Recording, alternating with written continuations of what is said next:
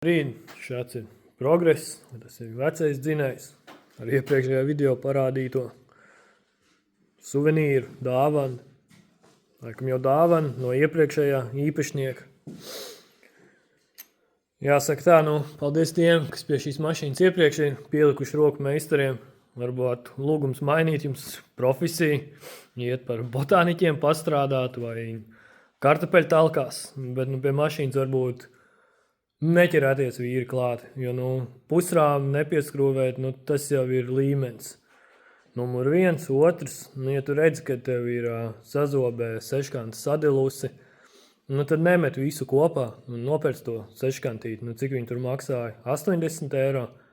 Tas saliec līdz galam, nevis uzliec jaunu pastiprinātāju, sazobes tev nav, un tādu mašīnu arī atdot klientam. Tā varbūt ar līrisku atkāpi par mašīnas vēsturi, tad uz doto brīdi šādi izskatās garāžas grīda, ja iegādāts vietā nākamais donoru dzinējs. Donoru dzinējs tika iegādāts pilnā komplektā, šobrīd jau ir viss liekais atjaukts, satīrīts. Laikam uz šo brīdi būs tas tā garākā pauze, kad būs jāgaida, kamēr detaļas atnāks, jo ar detaļām ir tā, ka pa lielam ir tikai oriģināla detaļas šim dzinējam. Līdz ar to tas nozīmē sūtīšanu no Vācijas. Tas aizņem pats par sevi jau kādu laiku, plusā paša detaļu pieejamība, jo šie dzinēji nav mega populāri, līdz ar to nāksies gaidīt. Kādādu piemēru var minēt dzinējam termostatu. Ja normālajai mašīnai, automašīnai termostats izmaksā, cik maksimums? 50, 60 eiro. Tad šajā gadījumā ir pieejams tikai oriģināls, kurš maksā 220 eiro. Tas tā, ieskatam par cenām. Tagad tie, kas apsver domu iegādāties D3 ar 4-litrīgu dīzeļu dzinēju, ir padomājiet divreiz, vai jums tādu vajag, ja jūs paši nesat spējīgi viņu skrūvēt.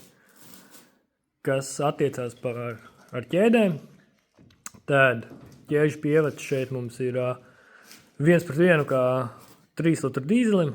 Pirmās paaudzes tie būtu 105 kW, 171 kW, un droši vien ir arī kaut kāds mazāks versijas, tas pats 27, 132. Tā kā šeit dižu problēma nav. Lielākā problēma, kā jau minēju, būs ar visādiem termostatiem, ūdens sūkņiem un kaudze ar miljonus visādām blīvēm, kuras būs nepieciešamas. Visticamākais dzinējam saglabāsim turbokompresoru dzesēšanu ar antifrīzu, tāpatās saglabāsim ģeneratoru dzesēšanu ar antifrīzu arī.